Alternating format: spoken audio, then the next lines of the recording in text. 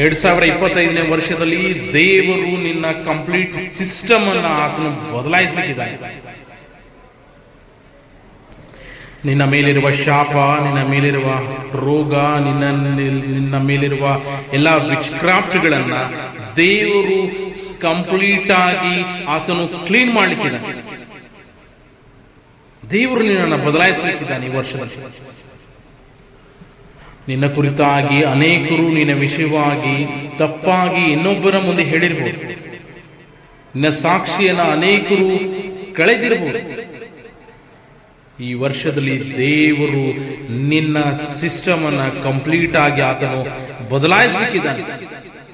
ನಂಬಿಕೆಯಿಂದ ಆತನ ಪಾದದಲ್ಲಿ ಬಾ. ಸ್ವಾಮಿ, ನನ್ನ ಬದಲಾಯಿಸಿ ಸ್ವಾಮಿ. ಈ ವರ್ಷದಲ್ಲಿ ನಾನು ಬದಲಾವಣೆಯ ಜೀವಿತವನ್ನ ಹೊಂದ್ಕೊಳ್ಬೇಕಾಗಿದೆ. ಬದಲಾವಣೆಯ ಜೀವಿತ ನನ್ನ ಜೀವಿತವಾಗಿರಬೇಕೆಂಬುದಾಗಿ ನೀನು ಆತನ ಪಾದದಲ್ಲಿ ಬಾ.